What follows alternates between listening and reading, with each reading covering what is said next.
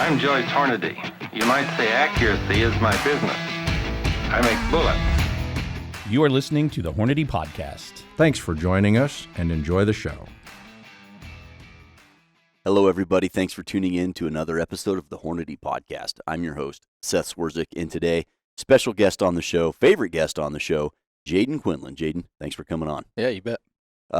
Interesting episode in that not a traditional Quinlan's Corner, but Preston and I were talking earlier this week.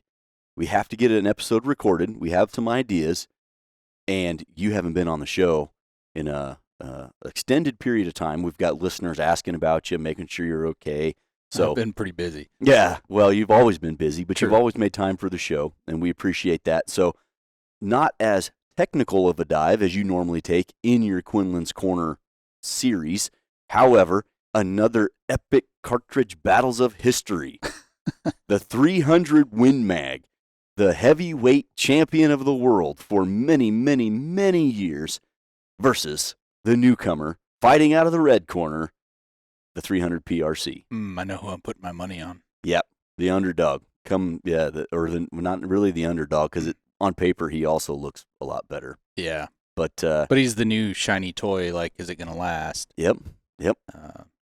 Well, let's get ready to rumble. The 300 PRC, it is the new kid in town, but it does a lot of things really, really well. And obviously, being where we're from, doing what we do for work, we have some allegiance to the 300 PRC. Sure. But that's not to say that we can discredit the 300 Win Mag, because the 300 Win Mag, I mean, that is simply one of the gold standards for big game hunting worldwide. I mean, it transcends country, state. I mean, there's military sniping applications, the law enforcement sniping applications, the hunting, target shooting. You go back and look at some of the matches that have been won over the years, back before there was PRS. When you go back into the 60s and 70s and 80s time frame, the 1,000-yard stuff. A lot of people shooting 300 Win Mag. So there's a lot of reasons to love the Win Mag. Mm-hmm. And there's a lot of reasons to love a 300 PRC. So in this versus episode, we're going to juxtapose those two cartridges, what they do well independently of each other, what they do really similar, how to maximize the use of both. And the story really starts way back in the 50s. In 1956, you have the 458 Win Mag. Big cartridge, dangerous game cartridge. 2 years later, in 58, you have the 338 Win Mag. And 2 years, well, more than 2 years, it'd be 5 years after that, in 1963, you see the 300 Win Mag become a standard cartridge. So in that time frame, the 50s, early 60s, the way to hit targets further away, mash that gas pedal, homeboy. That's right. What it was all about. Yep. Hot, nasty speed. Yeah. And the 338 Win Mag, neck down to 30, provided a huge fuel tank for the 30 cal bullets available at the time. Right. Problem was, they're all stumpy ogive, flat base bullets. So they bled velocity like a stuck hog. But when you could stand on them, you get a 150 or 165 grain bullet going in excess of 3,000 feet per second. Man, for deer and antelope and elk, the sky's really the limit there. And so from 1963 early on, as a hunting cartridge, probably a hunter's best friend, really. Yeah, and if you look at it in the long action platform, what else do you have in that era? The 30-06, Mm-hmm. in a 30 cal. Right. I mean, H&H. it was mainly 308 Winchester and 30-06 in that era. So you look at the performance gain that you got with Win Mag from that time frame. It's like, whew, yeah, that's pretty impressive. Yeah. And then you throw in the heavier bullets at velocity. It's not just like a 308 Winchester with that 150 grain class bullet or a 30-06 with that 165. You're getting more than those velocities out of a 180 grain bullet. Right. So for the elk hunter, man, this was bad medicine. Right. So starting in the 60s, obviously a huge sporting's use. You have all the gun manufacturers jumping on board.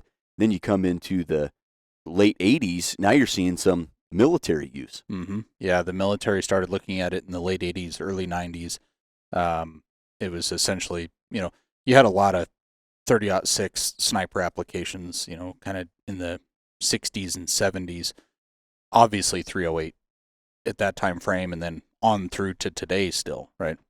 It's hard to beat a 308. We got to show some love to 308 because, Sure. I mean, I don't think I have a barrel. I have a 308 barrel. However, I will still always have a warm spot in my heart for 308 Winchester. Yeah, absolutely. Yep. But you look at from a military sniping standpoint in that, late 80s, early 90s, the 308, I don't think there was probably many 30-06 sniper rifles that were still around at that point. Right. I think it was, lion's share was 308.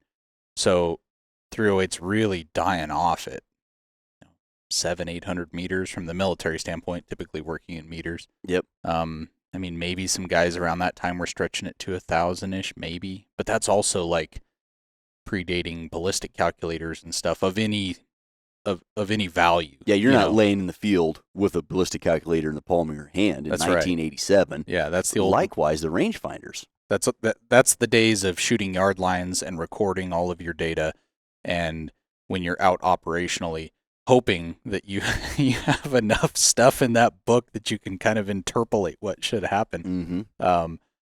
So that's a nightmare, right? Oh yeah. And I think that's worth talking about in this topic of moving from 308 to 300 Win Mag for that job.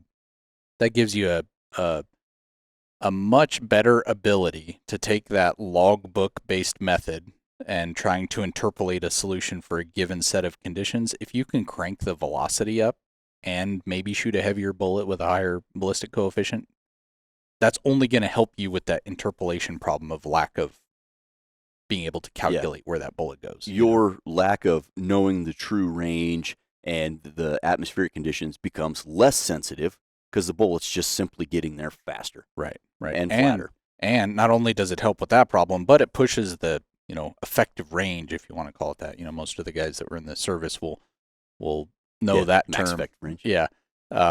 It pushes that envelope out a bit, right? Because you have so much higher muzzle velocity on the Win Mag versus the 308. So from that standpoint, it's pretty obvious why it got the attention of the sniping communities at that time. And then you see it used all the way even in today. Oh yeah. I mean, the war on terror, I feel like the 300 Win Mag was a staple in the military for sure. Obviously Chris Kyle, the history sniper, but there's many others that the 300 Win Mag was the go-to cartridge. Absolutely. Yeah. And it did pretty well, its limitations were definitely shown though. There was a lot of kind of ammunition development that had happened to try and get a little bit more out of it. And essentially the only way you can do that is from a velocity standpoint, as well. I'm sure we'll talk about, the design limitations of that cartridge.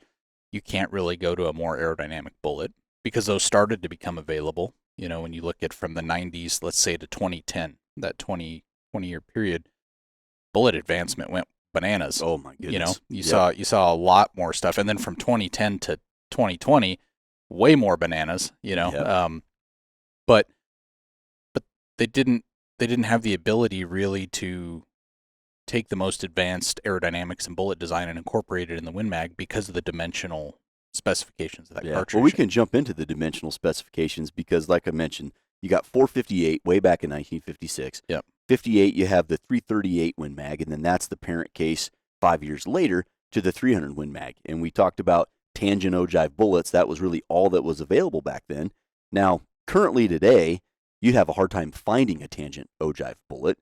And tangent ogive bullets as a whole seem to get a bad rap, understandably so, where if a bullet's limited to how long it can be, that's when a tangent ogive is a problem. If you have an infinite bullet length, you can make that bullet as long as you want, then those tangent ogives become less of a problem because you can really stretch that ogive out. However, when you're limited to a length, twist rate, stability, and throat geometry, and you end up with a stubby bullet, you make that thing in tangent ogive, and it's going to be really, really stumpy. So they designed the chamber to accommodate what was available. They didn't have, the crystal ball to see what bullet design would look like in another 50 years. Yeah. So, and I wonder that sometimes, I try to place myself in the shoes of a guy that's designing bullets in the 50s and 60s. and I wonder why wasn't there more of a pursuit? Because aerodynamics were understood well enough at that point, right? That why wouldn't you pursue that? Were they limited by barrel manufacturing? Was the ability to get the twist rates fast enough to stabilize those? Like, what was the long pole in the tent that made them not pursue that back then? Do not know. It's a good question. Yeah. Because as soon as it started, I feel like it was a pretty rapid crescendo to, we're making C-can ogives, and okay, now we're making boat tails. Now we're making really long C-can ogives, longer boat tails, and then by the time you hit the late 90s, early 2000s, bullet design went crazy. So back in the day, you got these tangent ogive hunting bullets almost exclusively. There were some match bullets out there. Let's talk about that 300 Win Mag chamber and the cartridge, and what those limitations are, or why those dimensions are even a limitation. Yeah, well, you have what I like to call the parent case problem, where that's typically the easy route of new cartridge development, is to take all the work you did on some other cartridge and just make some small modifications to it, and voila, right? You don't have to reinvent that whole wheel. Right. And in the case of the Win Mag, the major problem there is the belt. Okay. Because as we look at it from a precision rifle or sniping application, right, the belt is not beneficial. The belt was for positive headspace from an era when, you essentially had that come out of having a no-fail criteria for like hunting, dangerous game hunting situations, stuff like that, right? That belted Magnum, it not head spacing off of a case mouth or off of a shoulder. That belted Magnum is as positive of a headspace as you can get, right? Because it's solid brass. That thing is not going to move no matter what. Right. But the downside of that is, and kind of the analogy I use sometimes is, if you're trying to hold that cartridge straight within the chamber, and you're doing it by holding it on the back, which you're not even holding it, right? Because you have tolerances all around the cartridge so that it fits within the chamber. You're holding it at the case head. Right, but as the firing pin comes forward, or the striker, and hits the primer and shoves that cartridge forward to its stopping point, that stopping point on the 300 Win Mag is the belt. And so you're attempting to hold essentially a pencil by its eraser, as far as holding it straight standpoint. And like, internet will probably crucify me on that statement that the purpose of the belt and headspace is to not hold the cartridge straight. Yeah, I get it. Well, that's a corollary. It's got a purpose. But as a corollary, when you try to hold something that's over, almost 3.5 inches long, and you're trying to hold it straight, and your only reference is the bottom 1/4 inch of the case, you don't have the best ability to get good chamber alignment. Right, and you compare that to a conical shoulder, which is going to essentially self-center itself into the chamber as it's pressed forward by the firing pin push on the back of the primer. That's a better way to align the cartridge as the bullet leaves the case, right? The 338 Advanced Rifle Cartridge. Purposefully designed for hard-hitting subsonic performance, the 338 ARC delivers 1.5 times more energy than the 300 Blackout Subsonic. Featuring the 307-grain Sub-X bullet in the subsonic line and the 175-grain hollow point in Hornady Black. The big little cartridge that packs a punch. The 338 ARC from Hornady. So the belted Magnum thing is a carryover off that parent case thing, like you said, 458, on through, but it's not helpful in that application. So that's like design limitation 1, right? And then you get into the dimensions of the cartridge. As you said, bullet availability or design at that time was not long and aggressive, and so we've thrown out the term a lot, like design the cartridge and then wrap the chamber around it. Well, they kind of did that back then too, and the way they wrapped that chamber around it was around those bullets of that era. Mm-hmm. And I think another thing that you see in cartridge design from that era, when you look at the tolerances of it, is they wanted plenty of room. Yeah, they did. Around that thing, especially the projectile itself. So the transitional point from the projectile leaving the cartridge case until it's fully engraved into the rifling, the freebore section or the lead angle or the forcing cone, however you want to term it. We now know from a cartridge design standpoint that those dimensions in that little section are very critical to the performance that you get from a dispersion standpoint. Yep. You want accuracy? Probably don't make that super loose. Yeah. But eclipsing that, something that's been known forever, is that those dimensions are very critical from a reliability standpoint. Of course. Right? And I think that's probably why they decided to use the specifications they did, which on the 300 Win Mag, essentially just forward of the case mouth, which would be, let's say the start of your free bore, or in the case of the Win Mag, it's a cone, Yep. right? It's essentially all forcing cone. There's really no straight free bore section on it.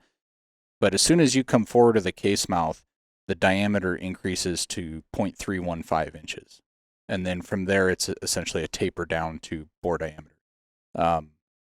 Over, I think it's, 300 thousandths or something. I don't have it off the top of my head, but It's long and it's gradual. Yeah.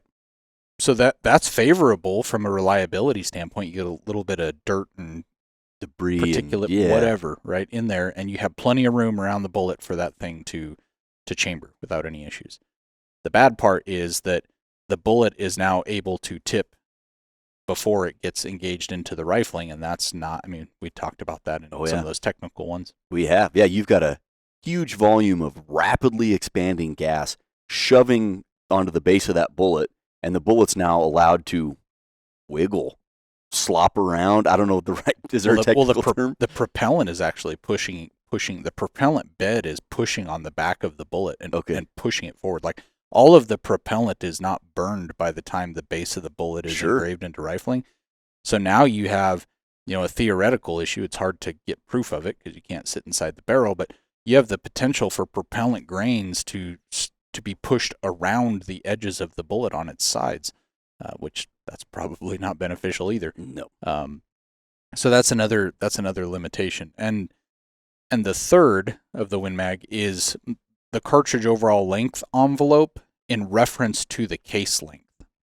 So the difference between those two is typically what we call head height. Right. Essentially, how much bullet can you have sticking out of the cartridge case within the envelope of the cartridge overall length limitation.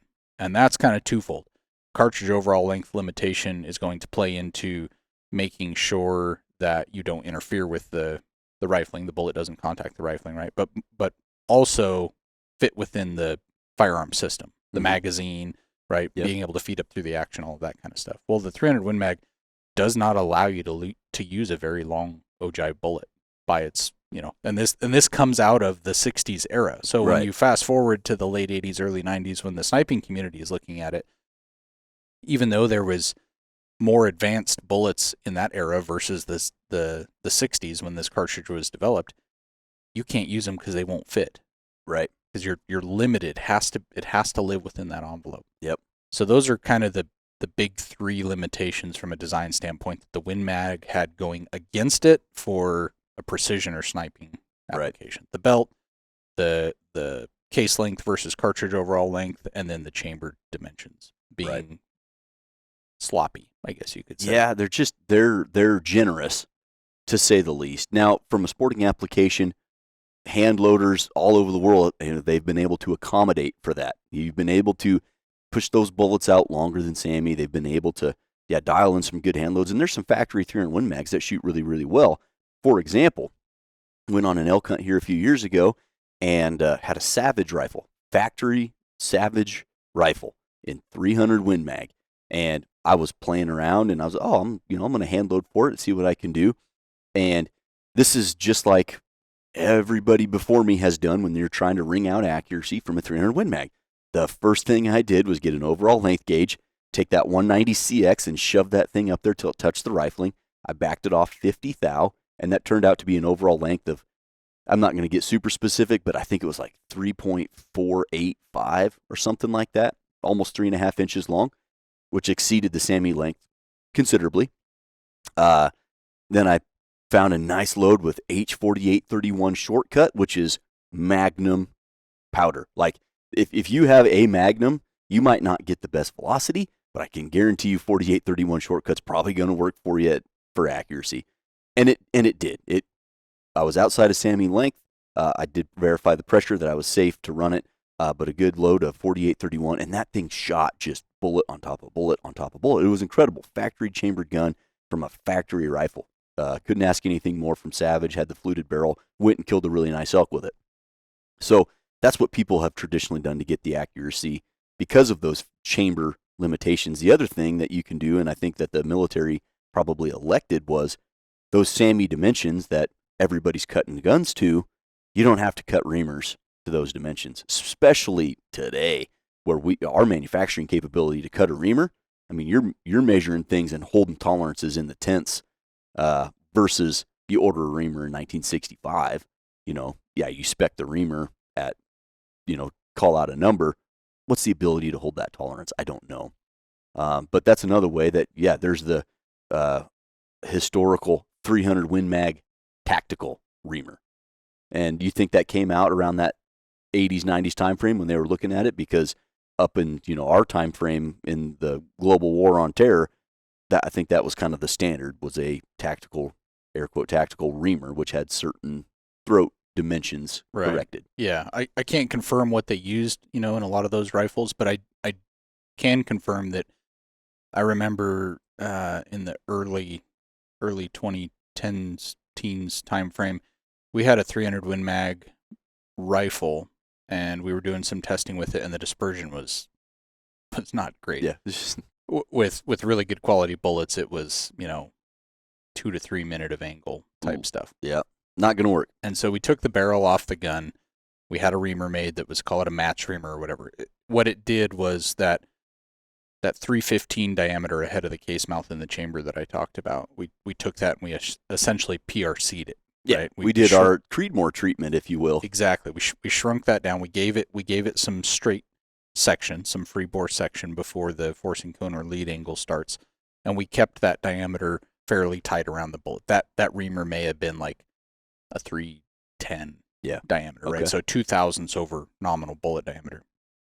So we set the shoulder back on the barrel so you could cut fresh material in the chamber. On that particular reamer, did you also set that thing up to headspace off the shoulder, or shorten the shoulder up so that? No. Okay. No, that one we didn't, but I'll get there in a second. Okay. That's another downside I forgot on the chamber. That can grow a country mile. Yes. Yeah. So we cut fresh material out of the chamber and then set the shoulder back on the barrel so that it'll read headspace. And that same barrel that was shooting, like 2 to 3 minute groups, let's say 10 shot group average of 2 to 3 minutes, went to like a minute and a quarter. Same barrel, same bullets, same load, same powder. Everything's the same. All we did was chase the chamber out, which fixed the chamber. That's a fairly decent test, right? Because you can take, let's say we would have used a completely different barrel and chambered that barrel with the new reamer and then did the test. Well, you've added a variable in there that is a different barrel, and each barrel shoots a unique type of dispersion, right? They're not all identical, and so that's really one of the best ways that you can try to isolate a given variable like that. Yes, you changed some things, right? Yep. But it was the same barrel. So my guess is that as the Win Mag was adopted into the sniping communities, there was probably some alterations to the chamber similar to that were used.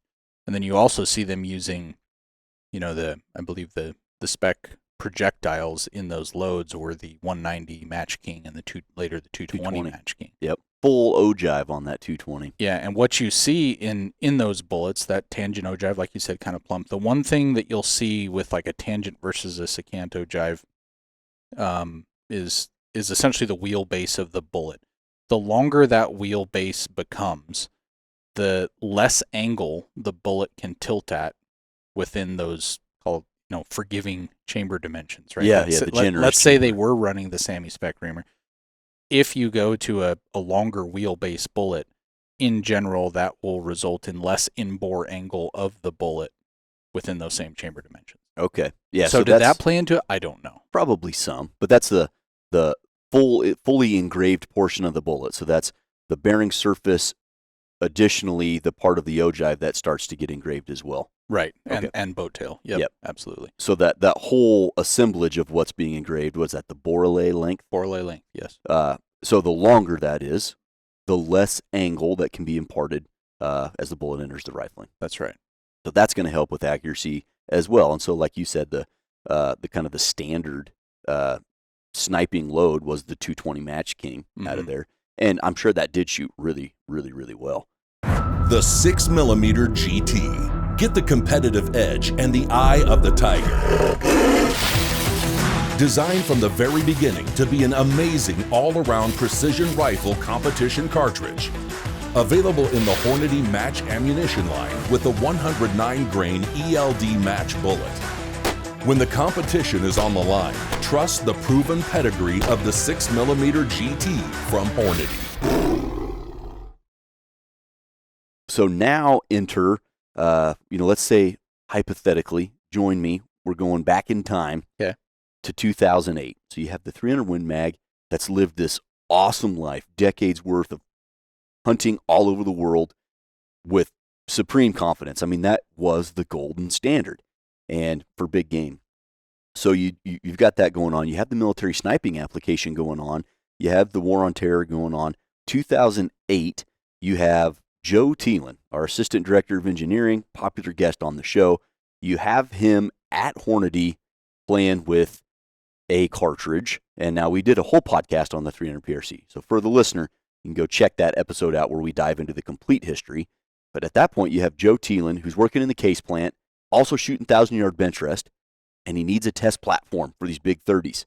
And so he designs the 30 Boo Boo or the 300 Hornady Super Mag, and it went by a bunch of names. No head stamp on the brass, just a little secret squirrel project that he needed to test bullets to shoot 1,000-yard bench rest. And really what Joe did was, okay, this is what makes the 300 Win Mag great. Here's some of the limitations. Here's how I've overcame those limitations with a hand load. Okay, how can I fix that in a factory-offered, manufactured cartridge? Essentially, that's what he was after. And it, as it turns out, became a really successful bench rest cartridge in his heavy gun. Joe won a ton of it. We've got one of our bench rest shooters, Johnny Potratz. He's been on the podcast as well. I don't know nothing about bench rest, but there is a very prestigious award that takes a long time and a lot of wins. And Johnny Potratz has that shooting in his heavy gun, the 300 PRC. So early on, you have Joe, I'm going to say playing with this because that's what he was doing. He was tinkering, and he's an engineer. This is what he does. And you have what would become the 300 PRC solely built to shoot small groups really far away. So let's talk about that design element there with the chamber, the free bore, and then as it became a new cartridge, because in this podcast, we've talked already a lot about the military sniping community, which we typically don't reference much in our podcast. Right.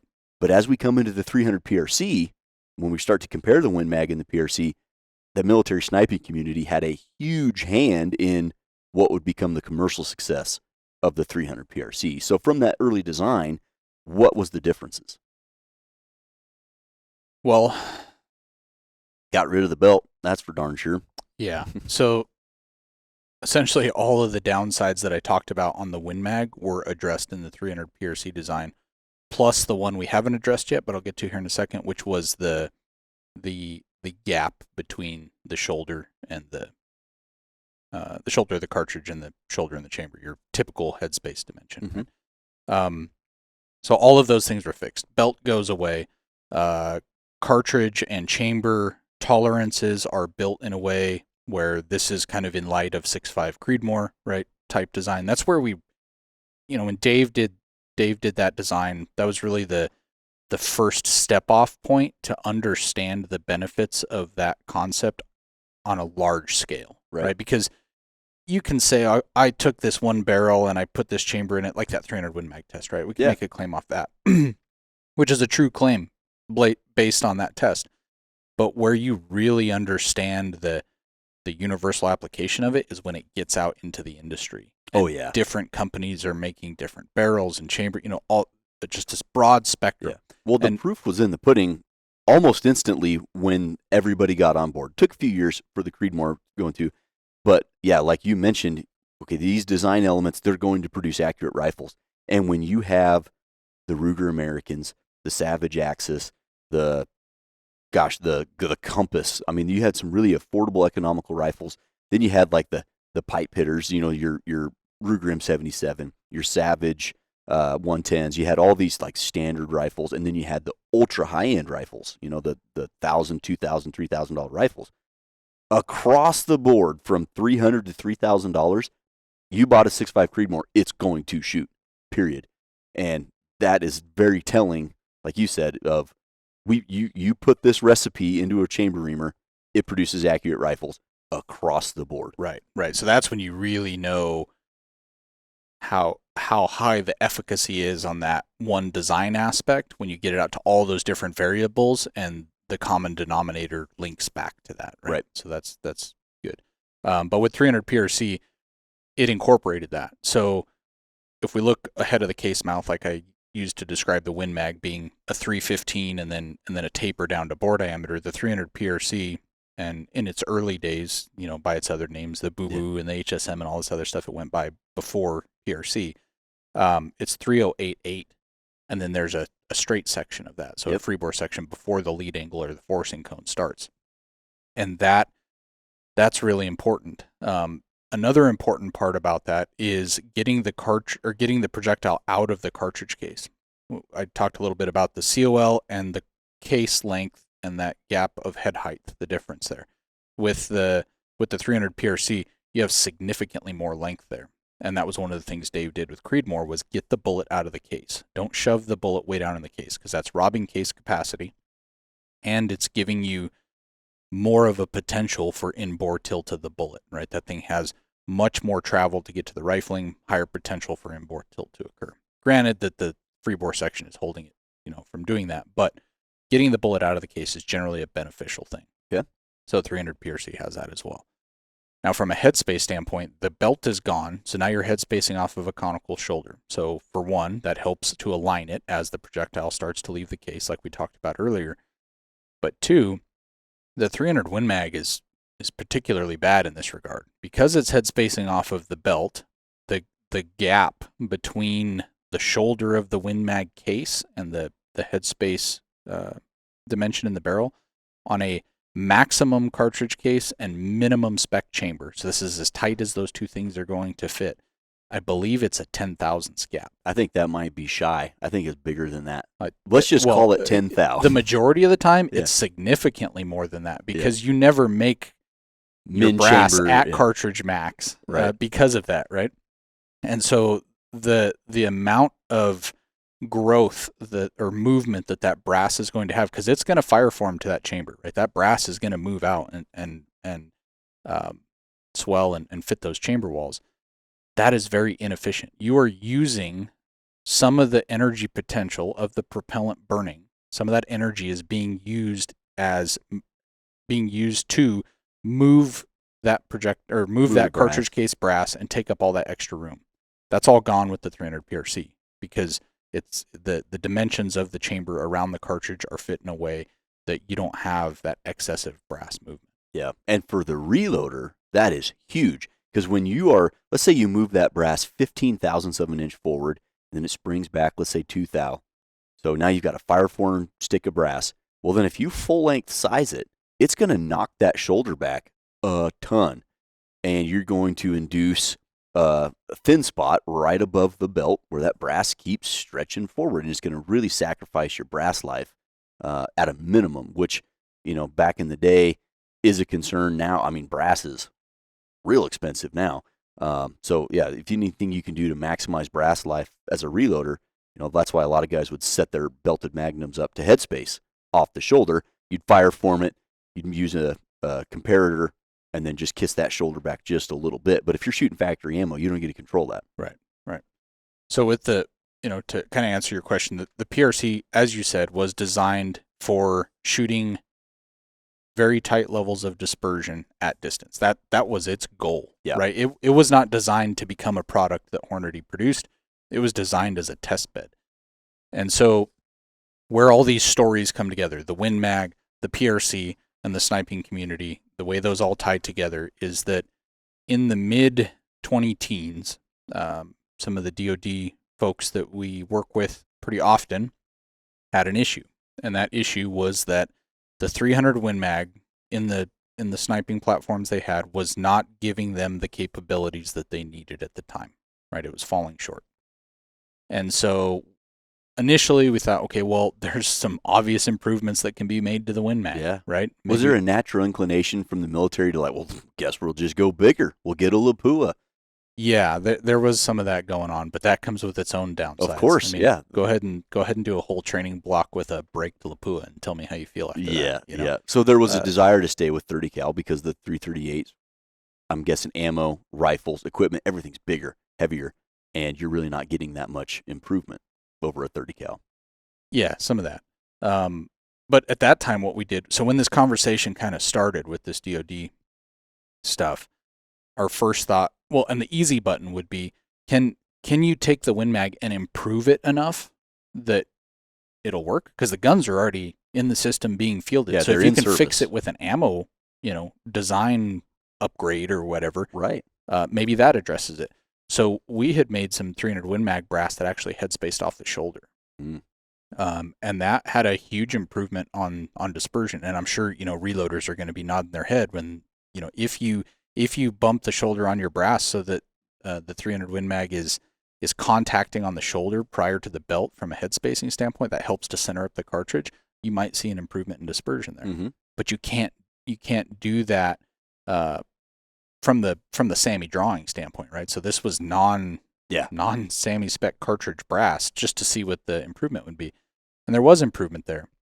The other thing that opened up the window possibly for the Win Mag being taken to the next level was that it would be built for that specific firearms platform. And in that, the magazine boxes were longer. They're a detachable magazine box. So we had a little bit more room to work with. Yeah, okay? we had a good match bullet at the time. The 208 was a fantastic bullet. Right. So we can go to a more aerodynamic bullet and give it some benefit there, and then help it with better efficiency and better alignment by getting it to headspace off of a shoulder contact and not the belt. So we did all that, and you could improve things. But around that same era, there was like a lack of confidence in the Win Mag from the operators in the community itself, right? They had taken it, they had used it operationally, and they're like, it's not there. And so we do this little bit of work seeing if we can improve it. But the ship had kind of sailed. They were already like, we need something better, right? Mm-hmm.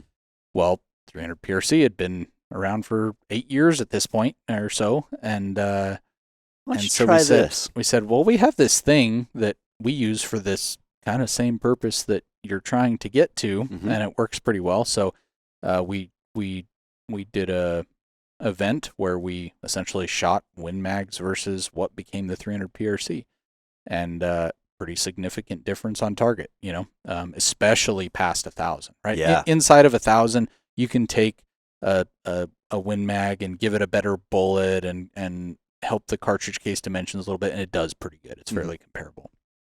But past 1,000, it was night and day difference, especially out to a mile. Well, and these guys were looking for application out to, sometimes that 2,000 meter mark. And so they needed, where you're talking about where that separation starts to occur, that's where they were looking to make up the ground. Right.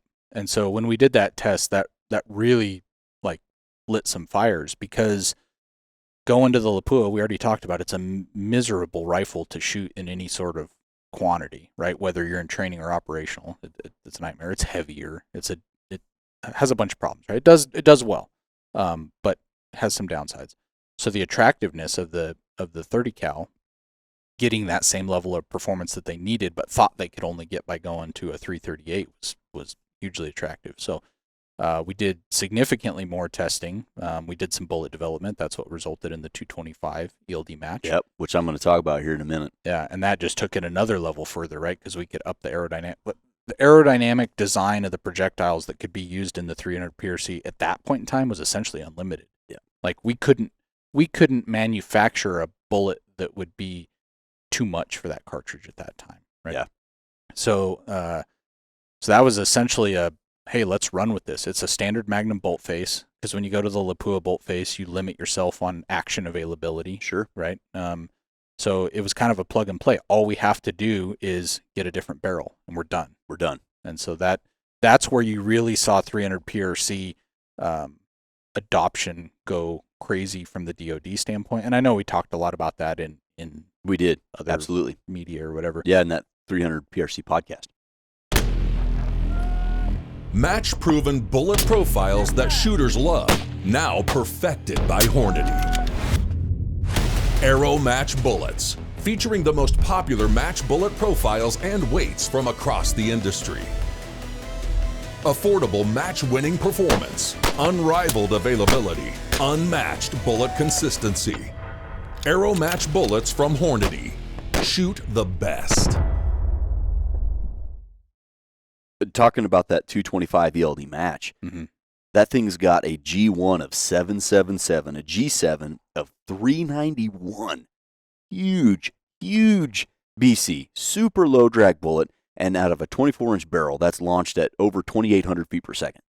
So that type of ballistic efficiency in a bullet at a 2,800 feet per second muzzle velocity is just incredible. When you compare that to something that would work out of, say, a 300 Win Mag, you drop down from a 391 G7 to the 195 ELD match, which was purpose-built to work in a SAMI spec 300 Win Mag. You drop down to a G7 of 294.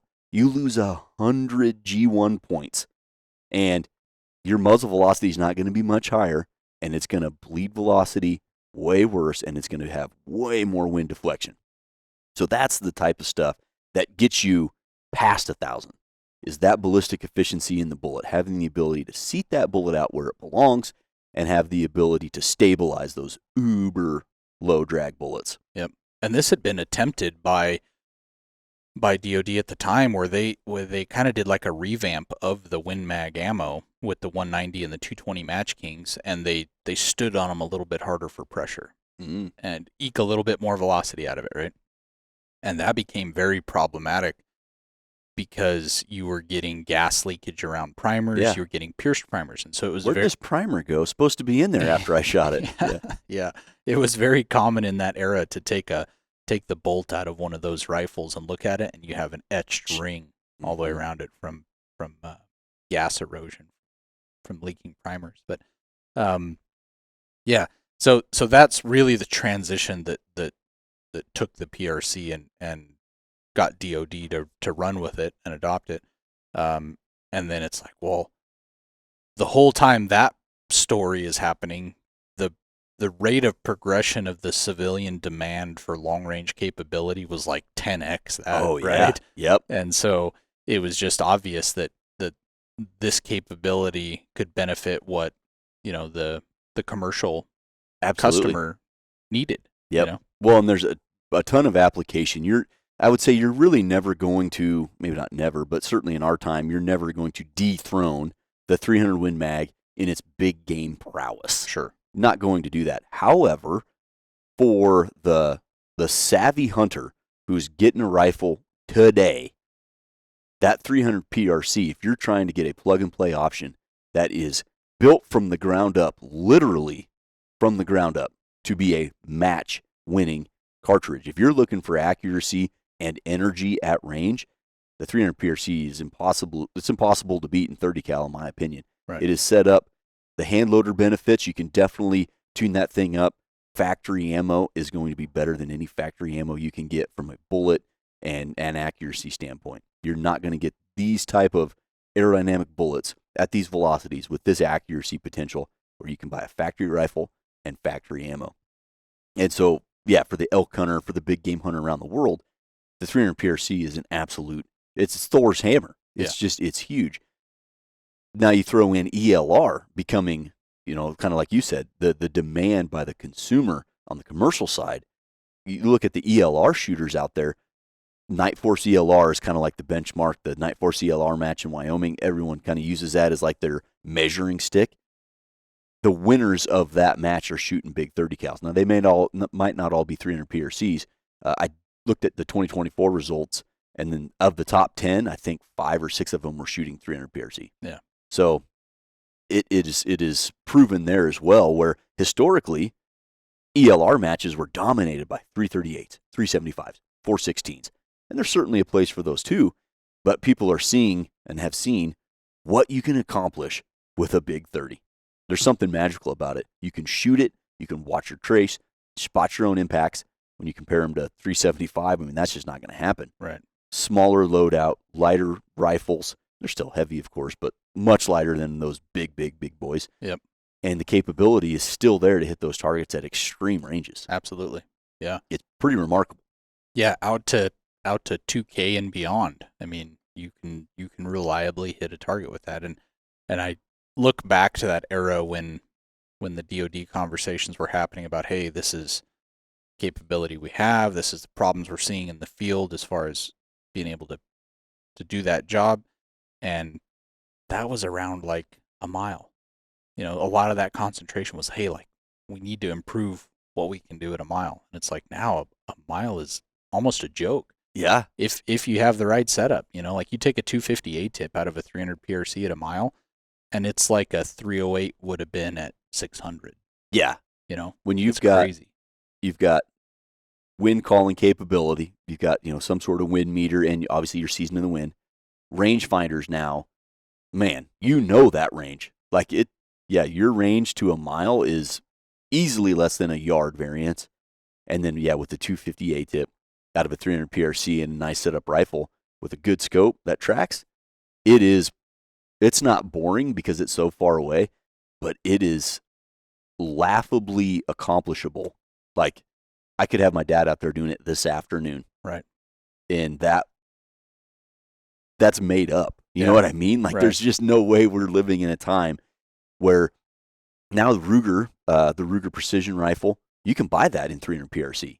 So if you were looking to just, I want to try to reliably and consistently shoot a mile, you could get an off-the-shelf precision rifle with off-the-shelf 225 match ammo and go do it. It's remarkable. Throw it into the hunting aspect, you have another absolute juggernaut of a bullet ballistically, the 212 ELDX. You have a bullet that really no concessions were made over ballistic performance. And we have the twist rate, because that's one thing we didn't mention, but it's got a faster twist in the PRC than the Win Mag. You have the twist rate, you have the head height, you have plenty of velocity. That 212 for any animal that you want to shoot in North America and most other continents as well, that's bad medicine. Yep. You can do a lot. Yep. That one's put a couple elk on the ground for me over the years, which has been good. Yeah, that 212, it's a special bullet. The 300 PRC, it's a special cartridge. And so when you compare the two, I feel like on the 300 Win Mag side, you have the nostalgia. Yeah. There is something cool about a 300 Win Mag. And then the 300 PRC, the new kid on the block, but incredibly accomplished in its short lifespan already and incredibly capable. So if you're comparing the two, you can tune up a 300 Win Mag with a custom chamber reamer and a custom hand load to do a lot of the things the 300 PRC can do. But you can't buy that off the shelf. Right. You have to make it. And not everybody's in the business of ordering custom reamers and building guns. Yeah. And the 300 PRC provides you the opportunity to just go buy it. Yeah. Yeah. And even if you take all the time to do that, you get a 8-twist barrel, say, right? Because Sammy's spec on 300 Win Mag is a 10-twist. Yep. So that's going to limit you from a stability standpoint with certain bullets. Let's take the 258 tip just to max things out, right? And so you can't run a 10-twist with that. So you get an 8-twist barrel, and then you have you order a custom chamber reamer, or you have your gunsmith do it so that it cleans up the dimensional problems, right, of the bullets transition into the rifling from the chamber standpoint.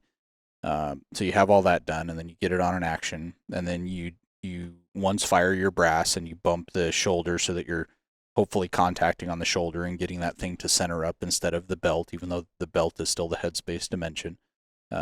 You do all that, and you're still probably going to be, 75 foot behind a 300 PRC at the same pressure. Mm-hmm. So you went to all that trouble to try to get the same level of performance that you can get from a factory standpoint now. Yep.